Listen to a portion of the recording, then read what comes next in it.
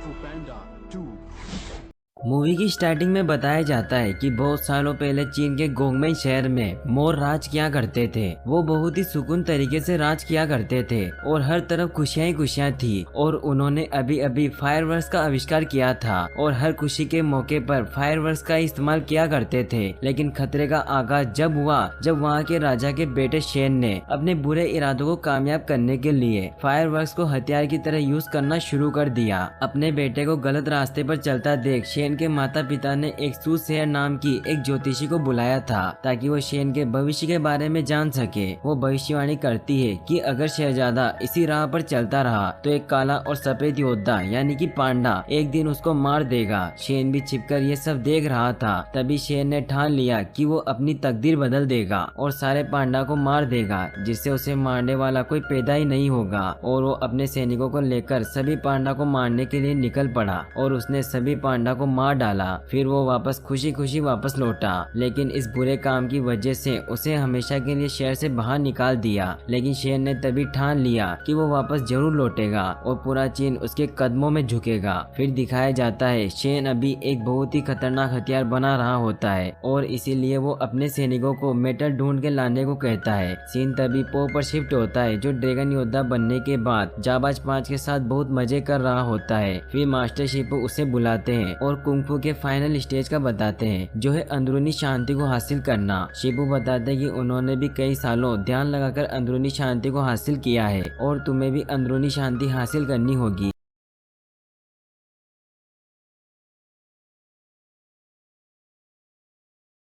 और तुम्हें भी अंदरूनी शांति हासिल करनी होगी। फिर दिखाया जाता है कि घाटी पर शेन के सैनिकों ने हमला कर दिया है और वो वहाँ से सारा मेटल चुरा रहे हैं ताकि इसकी मदद से शेन अपना हथियार बना सके। तभी वहाँ पो और जाबाज 5 भी पहुँच जाते हैं और उन्हें रोकने लगते हैं। इनके बीच कमाल की फाइट होती है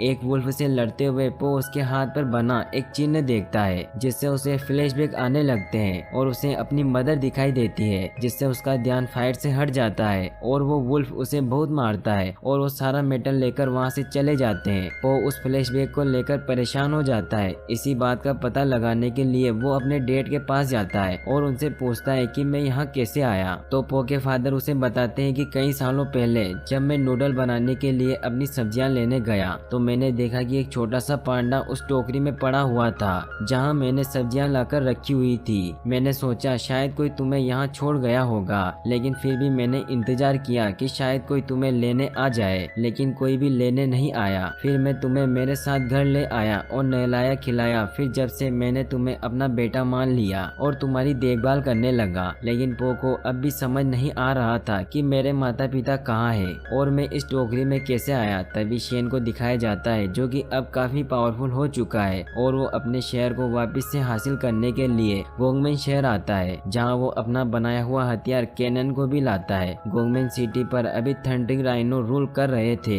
जो कि काफी खतरनाक कुंफू योद्धा थे।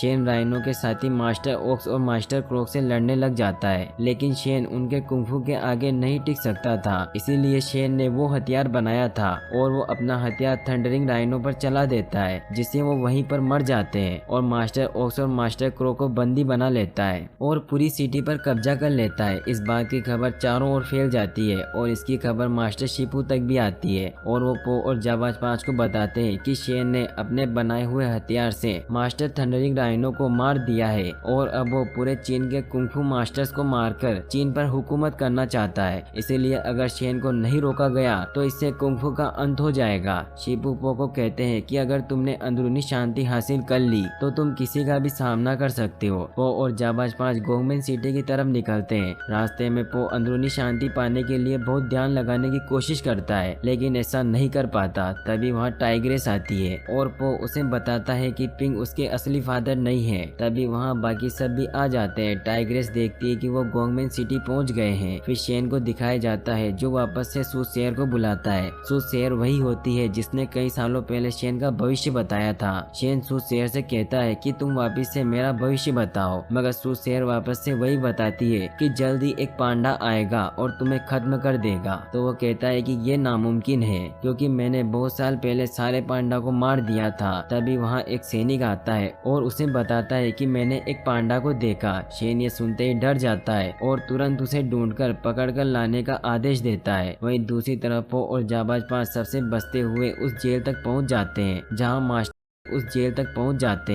मास्टर ओक्स और मास्टर क्रो को कैद कर रखा होता है। वो उनसे कहता है कि हम मिलकर गोंगमेन शहर को बचा सकते हैं, लेकिन वो मानने को तैयार ही नहीं थे क्योंकि उन्हें लगता था कि जो हाल थंडरिंग राइनो का हुआ है वही हमारा होगा, क्योंकि राइनो की मौत की वजह से उन्हें ऐसा लगता है कि उस हथियार से कोई भी नहीं जीत पाएगा। तभी वहाँ पर शेन के सैनिक आ जाते हैं और उन सबको पकड़ लेते हैं और उन्हें शेन के पास ले जाया जाता है। पो को बंधा हुआ देखकर शेन बहुत खुश हो जाता है और वो उन सभी को अपनी कैनन से मारने के ऑर्डर्स देता है, लेकिन तभी वाइपर अपनी पूंछ से टाइग्रेस की हथकड़ी खोल देती है और वो सब आजाद हो जाते हैं और मेंटिस उस कैनन को जलने से रोक देता है और वो सभी मिलकर उस कैनन को डिस्ट्रॉय कर देते हैं और पो शेन को मारने लगता है कि तभी उसे मोर के पंख पर वही निशान दिखता है, जिससे उसे वापस से वही फ्लैशबैक आने लग जाते हैं, जिससे मौके का फायदा उठाकर शेन वहाँ से भाग जाता है और वो वहाँ से भागकर उस महल पर हमला कर देता है। तो फिर पो और सबको पता चलता है कि उसके पास बहुत सारे हथियार हैं। शेन अपने हथियार की मदद से पूरा महल ही तबाह कर देता है, लेकिन पो और जाबाज 5 किसी तरह वहाँ से बच जाते हैं और गोंगमेन सिटी की जेल में आ जाते हैं। शेन ये देख कि पांडा बच गया, वो बहुत गुस्सा होता है और वो चीन पर हमला करने के लिए सभी वुल्फ को अपने हथियार शिप में लोड करने को कहता है। वहीं दूसरी तरफ टाइग्रेस और बाकी सब पो से पूछते हैं कि तुमने शेन को क्यों जाने दिया। तो पो बताता है कि मैंने जब उसके पंख पर वो निशान देखा तो मुझे याद आया कि जब मैंने आखिरी बार अपने माता पिता को देखा था तब वो मोर वही था। टाइग्रेस उसे शेन के पास जाने से मना करती है और वहीं रुकने को कहती है क्योंकि वो नहीं चाहती कि शेन आखिरी पांडा यानी कि पो को मार दे। फिर पांचों शेन के हथियार को तबाह करने के लिए निकल जाते हैं, लेकिन पो फिर भी उसकी बात नहीं मानता और शेन से उस सवाल का जवाब जानने के लिए उसके पास पहुंच जाता है। जाबाज 5 और पो सभी से लड़ रहे होते हैं। तभी पो के सामने शेन आता है। पो शेन से पूछता है कि तुमने क्या किया मेरे माता पिता के साथ। तो शेन उसे झूठ बताता है कि तुम्हारे माता पिता तुम्हें नहीं चाहते थे, इसलिए उन्होंने तुम्हें छोड़ दिया। इतना कह के वो वहाँ पड़े उस कैनन से उस पर अटैक कर देता है, जिससे वो दूर जाकर एक नदी में गिर जाता है। अब वो बहुत ही घायल हो जाता है और वो बहता बहता सूसेयर के पास पहुँच जाता है। सूसेयर उसे अपने साथ एक गाँव में लेकर जाती है और उसका इलाज करती है, जिससे वो ठीक हो जाता है। वो पो को बताती है कि ये तुम्हारा असली गाँव है और यही तुम्हारा जन्म हुआ था और कैसे शेन ने इस गांव पर अटैक कर दिया और सभी को मारने लगा। पो को भी सब बातें याद आने लग जाती है कि कैसे शेन के लोगों ने उसके माता पिता पर हमला किया था और उसकी मां ने उसे बचाने के लिए उसे एक मूली की टोकरी में रख दिया। और फिर पो के मम्मी पापा शेन के हाथों से मारे गए थे, लेकिन पो अपने मन को धीरे धीरे शांत करता है और अंदरूनी शांति हासिल करने में कामयाब हो जाता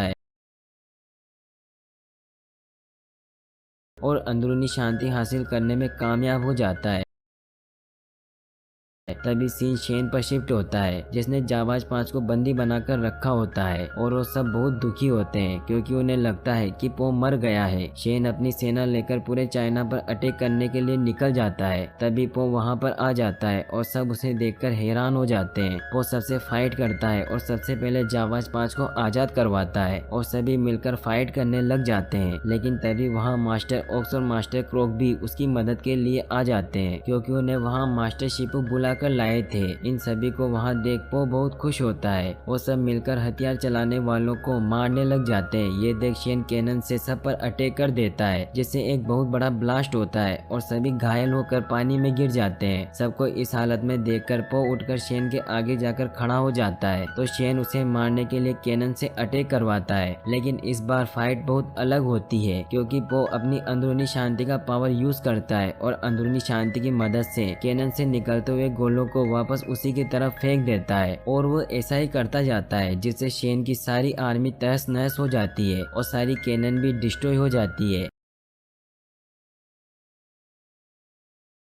ये देख शेन को बहुत गुस्सा आता है और वो पो पर अटैक करता है और उसे मारने की पूरी कोशिश करता है। पो उसके वार से बचता जाता है। पो पर वार करते करते उसके हाथ से कैनन की रस्सियां भी कट जाती है, जिससे वो कैनन उसके ऊपर गिरता है और एक बहुत बड़ा ब्लास्ट होता है, जिससे शेन की वहीं पर मौत हो जाती है। लेकिन पो बोट से नीचे कूद जाता है और वो बच जाता है। शेन की मरने की खुशी में सब जश्न मनाते हैं। मास्टर शिपू ये जानकर बहुत खुश होते हैं कि पो ने इतनी सी उम्र में अंदरूनी शांति हासिल कर ली है। सब अब अपनी घाटी में वापस आ जाते हैं। फिर पो अपने फादर के पास जाता है और उन्हें सब बताता है और कहता है कि मेरे लिए आप ही मेरे असली फादर हैं। ये सुनकर वो बहुत खुश हो जाते हैं। फिर दिखाया जाता है कि बहुत दूर सबसे अनजान एक गांव है जहां सभी पांडा रहते हैं और पो के फादर को भी पता चलता है कि पो जिंदा है और यहीं पर मूवी एंड हो जाती है।